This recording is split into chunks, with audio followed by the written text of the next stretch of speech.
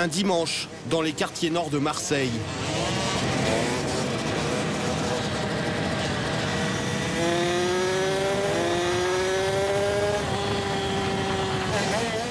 Ces motards appellent cela une baraude, un rodéo en pleine ville.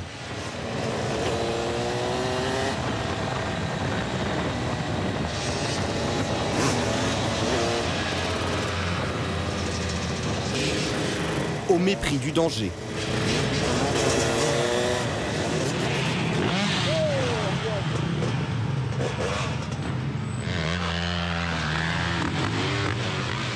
Faire des rodéos est un délit, passible d'1 an de prison, de 15 000 € d'amende et de la saisie des motos. Pourtant, ils ne se cachent pas et ont même accepté la présence de notre caméra dans cette chevauchée quasi quotidienne. Certains sont mineurs, parfois très jeunes. Presque aucun ne porte de casque.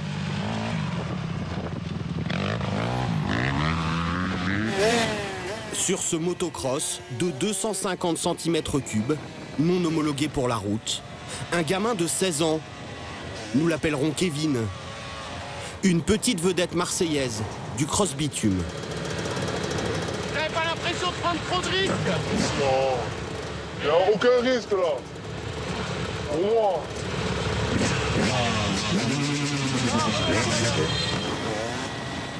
Au bout d'une demi-heure, retour à la Castellane, l'une des cités les plus connues et les plus sensibles de la ville. C'est ici qu'habitent Kevin et ses amis. Voilà, tu rêves, ça peut. Pour eux, tout cela n'est qu'un jeu. Est-ce que vous avez déjà pensé que vous auriez pu blesser quelqu'un, renverser quelqu'un? Ouais, plus nous quand on se fait mal, en vrai. C'est rare qu'on met personne en danger, en vrai. Parce qu'on fait quand même attention. Il faut que les gens les crient pas en cabrant, tout ça. On a quand même un minimum de conscience, quand même. Vous n'avez pas le sentiment que vous pourriez renverser un enfant, une maman ou un vieillard? Ça peut arriver, mais on fait quand même tout pour pas que ça arrive, quand même. Et vous imaginez, vous, votre vie sans moto? Non. Moi, là, ça y est, je m'imagine plus en moto. Ouais, c'est pas possible, en vrai. Là, j'imagine pas sans moto, ouais. C'est mieux qu'une femme pour moi, une moto. Là, c'est vrai, en plus. Pour l'instant, la seule femme de sa vie l'attend pour le repas. Sylvaine, 51 ans, sa maman. Elle élève seule ses 3 enfants et aime aveuglément son plus jeune fils. Ce petit dernier, petit gâté qui a tout, qui fait de la moto depuis l'âge de 2 ans, vélo, moto depuis l'âge de 3 ans, puis oui. Donc, il se débrouille, comme vous avez vu ça. Hein. C'est un phénomène, hein, on va pas mentir, comme on dit chez nous, machallah. Mais c'est un phénomène, qu'il est bon, qu'il est très bon.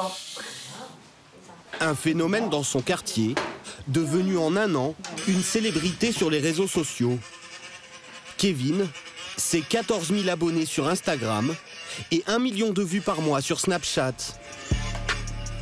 Certaines de ses vidéos, diffusées sur YouTube, dans lesquelles il circule sans casque, culminent à 660 000 vues. Mais à la maison, cet élève en CAP chauffeur routier redevient un ado bien sage, entouré de sa mère et de sa grande sœur Célia. Voilà, de temps en temps, il est puni. C'est quoi les punitions? C'est quoi le pire pour lui? C'est le téléphone. Oh là là. C'est le cross. Non, non, le téléphone Instagram, il ne faut pas lui lever son Instagram. Ouais, c'est ça. C'est pas le droit. On est bon, combien vous êtes? C'est tout ça. C'est pas privé, tu as 16 ans, il croit qu'il a 40 ans, le petit. Chaque dimanche, Sylvaine réunit ses enfants et quelques voisins à sa table. Mehdi, le grand frère de 23 ans, partage la passion de Kevin.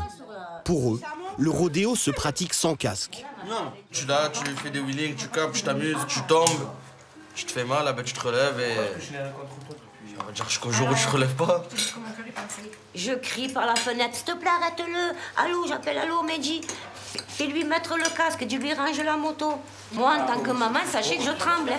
Je suis pas tranquille quand c'est sur la moto. Hein. J'aime pas rouler avec le casque.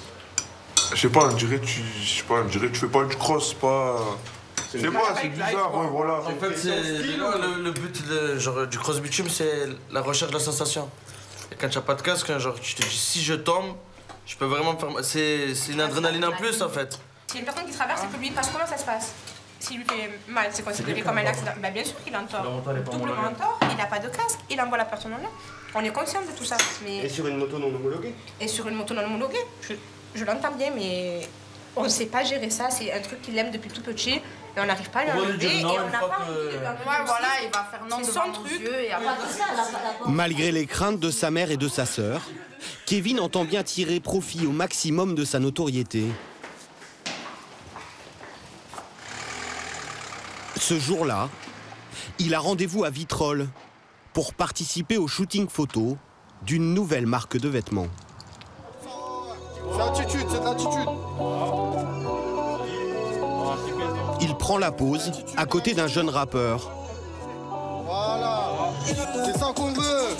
De l'attitude, ça tue, ça tue. À la baguette, Chapso, un styliste marseillais qui vient de lancer sa collection.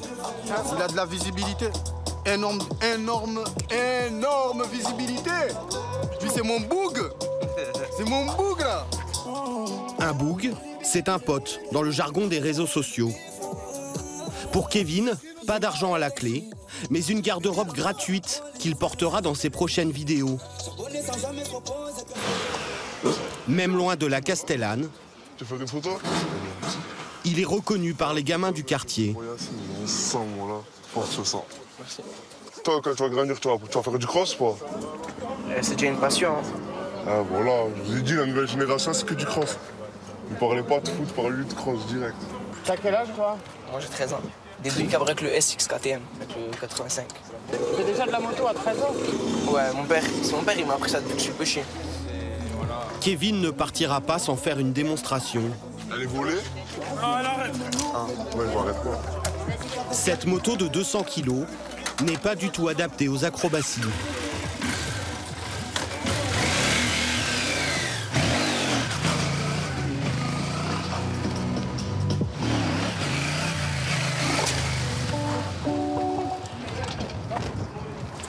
On aime vraiment tout, hein. TDM, GS, ramenez-moi ce que vous voulez.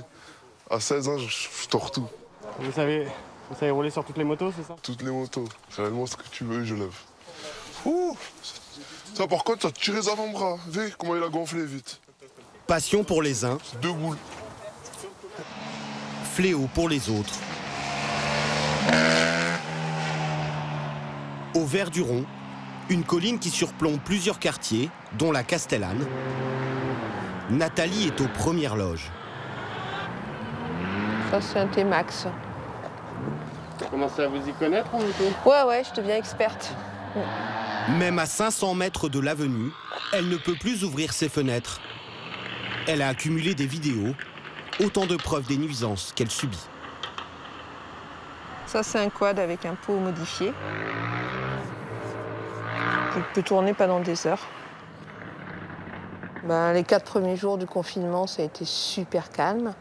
Et puis après, ils ont commencé à sortir et à faire du rodéo toute la journée, sans s'arrêter. Toute la journée. Et on a appelé la police tous les jours, là aussi. Et elle est venue? Jamais. C'est pour ça que j'ai saisi la justice, puisque personne ne peut rien faire. Voilà. Le mois dernier, à la tête d'un collectif d'habitants, Nathalie a fait condamner l'État devant le tribunal administratif pour son inaction. 10 000 € d'amende, une première pour une affaire de rodéo. Depuis, la police assure une présence ponctuelle sur l'avenue. Mais après 1 heure de contrôle fixe... 18h47. Voilà, il se replie. Donc je doute fort que la soirée soit calme. Quelques minutes plus tard, les rodéos ont repris. C'est inimaginable, par exemple, qu'on laisse des personnes en jet ski sur une plage faire n'importe quoi entre les gens. Or, on laisse des motocross faire n'importe quoi sur des voies d'accès à un centre commercial, à des résidences, à des bâtiments. Voilà. Là, on n'intervient pas. Pourquoi la police ne fait rien? Parce qu'ils ont peur des accidents, ils ont peur de renverser les motos et qu'ensuite les familles se retournent contre la police. Les forces de l'ordre redoutent surtout que les quartiers s'embrasent. Comme à Villiers-le-Bel, dans le Val d'Oise, le 25 novembre 2007. 2 adolescents de 15 et 16 ans qui circulaient sans casque sur une mini-moto meurent percutés par un véhicule de police. S'ensuivent 15 jours d'émeute. Depuis, les policiers ont pour consigne de ne plus prendre en chasse les jeunes à moto et d'éviter tout accident. Ils privilégient la surveillance et une interpellation a posteriori. Mais selon Tierno et Diané, la police continue à vouloir intercepter les jeunes motards, coûte que coûte, jusqu'au drame. Voilà où c'est arrivé. Notre frère a perdu sa vie. Il a tapé sur le trottoir, sa poitrine a atterri sur le poteau. C'est l'impact, ça? C'est l'impact de la moto. Ibrahim Abba avait 22 ans. Sur ces vidéos, tournées le 6 octobre dernier, jour du drame, et fournies par la famille, on le voit faire le plein d'essence avant de partir sur sa motocross. Ah, bonne sécu. La personne peut dire j'ai pas de casque. À Villiers-le-Bel, dans cette rue, il croise un fourgon de la police en train d'effectuer des contrôles routiers. Il monte sur le trottoir et percute le lampadaire de plein fouet. Sur ces images, tournées par un passant, on voit des policiers qui tentent en vain de lui faire un massage cardiaque. Selon les 2 frères de la victime, le fourgon lui aurait barré la route pour l'empêcher de passer. Un automobiliste qui était juste derrière mon frère, un copain à mon frère qui circulait avec lui en T-Max, qui dit clairement qu'ils lui ont délibérément barré la route avec la fourgonnette. En tout cas, son véhicule n'avait pas le droit de circuler sur la voie publique, quoi. Mais donc, est-ce que c'est pour autant qu'il faut le tuer alors dans ces cas-là? Il y a combien de gens qui traversent pas au passage piéton? Est-ce qu'on les tue? Un jeune de 22 ans. Les policiers prétendent de leur côté que le fourgon était simplement en train de manœuvrer et qu'Ibrahima arrivait trop vite. Un agent lui aurait demandé de ralentir, mais il serait monté sur le trottoir en accélérant. Une information judiciaire pour homicide involontaire a été ouverte. À ce jour, aucune mise en examen n'a été demandée. Pour éviter toute confrontation avec la police, certains adeptes du cross-bitume ont fait le choix de se replier sur des lieux clos, hors de la circulation. Comme sur ce parking en région parisienne. Les plus prudents transportent leurs motos sur des remorques. Vous venez de loin, c'est un sud, oui. C'est combien de kilomètres d'ici? 40. 40 kilomètres. Et pourquoi vous la mettez derrière votre voiture? Bah, pour ne pas rouler sur la route avec. Ce samedi, ils sont une quarantaine sur les motos et autant au bord de la piste à attendre leur tour. Tariq, un chauffeur VTC de 28 ans, vient presque chaque week-end pour s'exercer.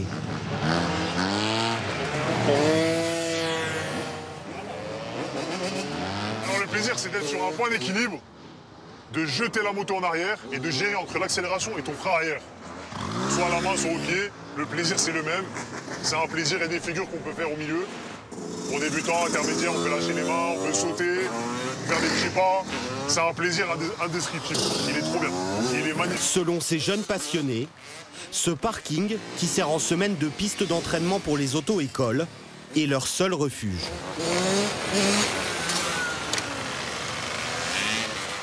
On a fait tous les spots d'Île-de-France, on les a tous fait. À chaque fois on se fait virer. Il n'y a que ici, c'est la première fois que je vois. On peut rouler ici tranquille. Ça fait un an. Jamais rien, voilà.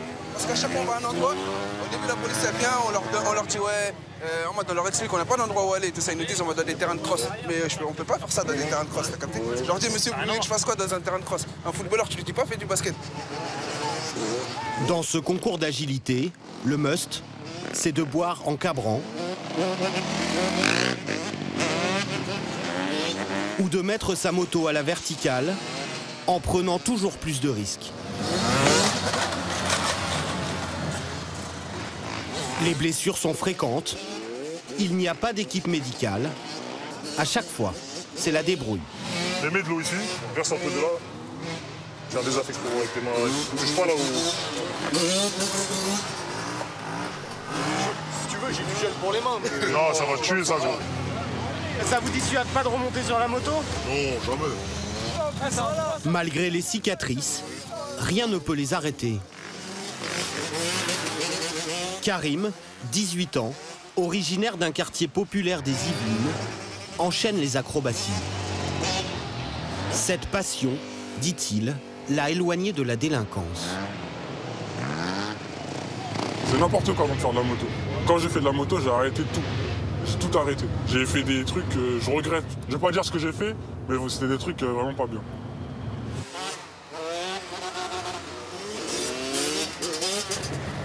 En semaine, c'est un autre bolide qu'il chevauche, un scooter électrique.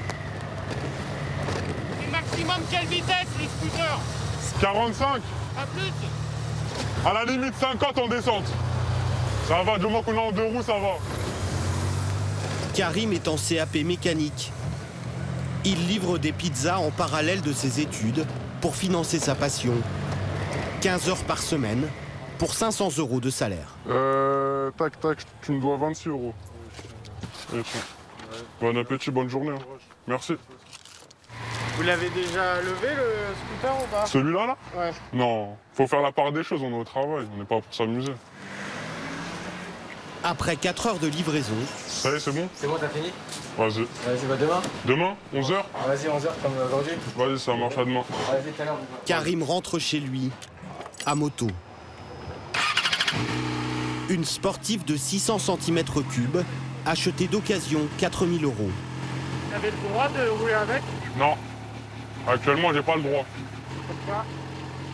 Parce que j'ai pas le permis. Donc là, quand vous roulez, si vous avez un accident, je me prends une amende, je vais en garde à vue, et la moto, elle va en fourrière. ça vous fait pas peur? Bah si, quand même. Hein. J'aimerais bien être en règle. Ne plus avoir de stress quand je roule. Pour obtenir sa carte grise et l'assurance, il a demandé à un ami de servir de prête-nom. Mais conduire sans permis est un délit, passible d'1 an de prison et de 15 000 € d'amende. S'il cause un accident, tous les frais seront à sa charge. Pour ne plus vivre dans l'illégalité, Karim est en train de passer son permis moto. Ses parents sont séparés, dans sa chambre, chez sa mère, déco ambiance garage. Là, c'est un garde-boue typé sport un peu pour les T-Max. Là, il y a le deuxième. C'était ceux de mon 3e T-Max. Et après, ça, c'était mon 5e T-Max.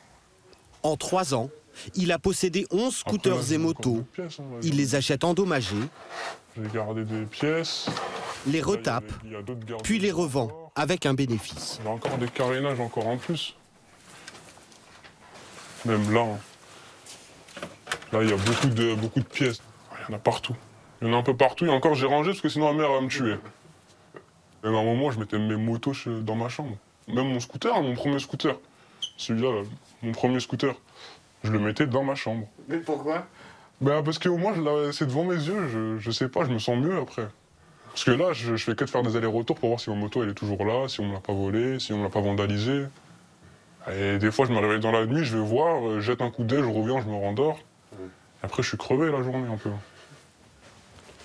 L'argent gagné en vendant ses motos et en livrant des pizzas lui a permis de réaliser son rêve. Ah, donc pas rien, bienvenue. C'est comme ça qu'à se passe. En janvier dernier, il a passé une semaine aux États-Unis lors d'un grand rassemblement.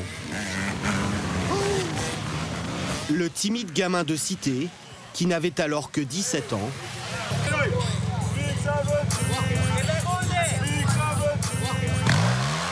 est devenu Big 17 au pays qui a vu naître les rodéos urbains.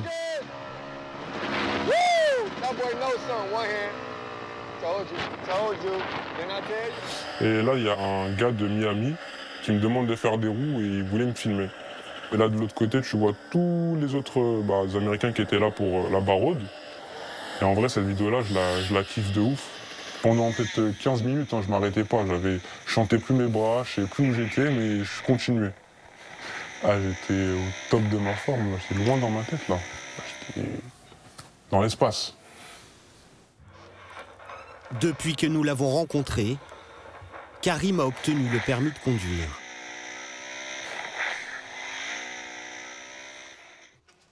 S'ils aiment partager leur passion, ces jeunes refusent souvent de regarder en face le risque qu'ils font prendre aux autres.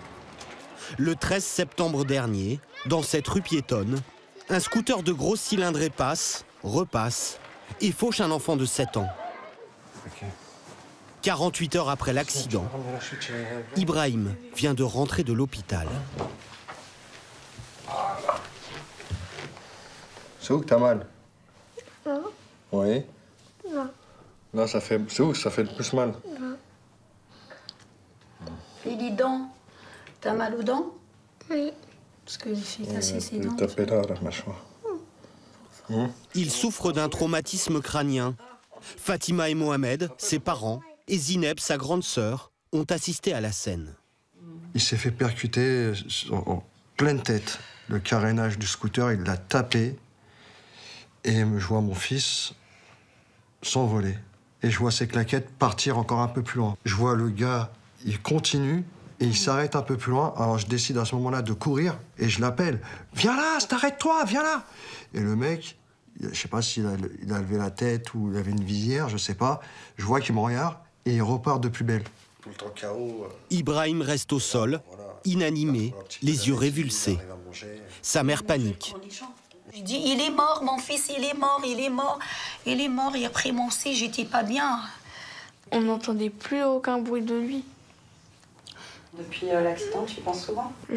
En fait, il n'y a que la scène où il a volé que je fais que de penser dans cette scène. Mohamed ranime son fils en lui faisant du bouche à bouche avant l'arrivée des secours. Depuis l'accident, il a lancé un appel sur les réseaux sociaux pour retrouver le chauffard. Quelqu'un qui prend la fuite comme ça, qui fait un délit de fuite, qu'on ne sait pas d'où il vient. C'est sûrement quelqu'un du quartier ou d'un autre quartier. Et ce passage-là, il n'y a que les résidents ou les habitants de Vitry qui le connaissent, qui l'empruntent. Ceux qui vont au parc, ceux qui vont à la piscine, ceux qui vont au gymnase. Ou ceux qui ont grandi ici, tout simplement. Alors c'est pour ça que j'ai demandé de faire un appel à témoins et apparemment, il a l'air de fonctionner. Il y a eu 5637 partages. À la demande de Mohamed, les parents du quartier sont venus manifester. Merci à vous tous. Ce qui est arrivé à mon fils, ça peut arriver à n'importe quel parent qui est ici. Tout le monde est concerné. Exactement. Ils sont une petite centaine à marcher de l'école d'Ibrahim jusqu'à cette rue piétonne qu'empruntent chaque jour leurs enfants. Tous sont à bout face au rodéo urbain qui leur empoisonne la vie. Eh ben, on a peur de se faire percuter, on a peur qu'ils tapent nos enfants. Ma mère, ici, elle a failli se faire renverser par une moto et dans le parc en bas de chez elle, alors qu'il n'y a pas lieu d'être d'avoir des motos. Ils sont passés à côté de mon fils de 4 ans. À un moment donné, stop, quoi. Stop. Les habitants exigent aujourd'hui que la rue soit barrée afin qu'aucune moto ne puisse l'emprunter. Bien conscients que les rodéos ne sont pas près de s'arrêter.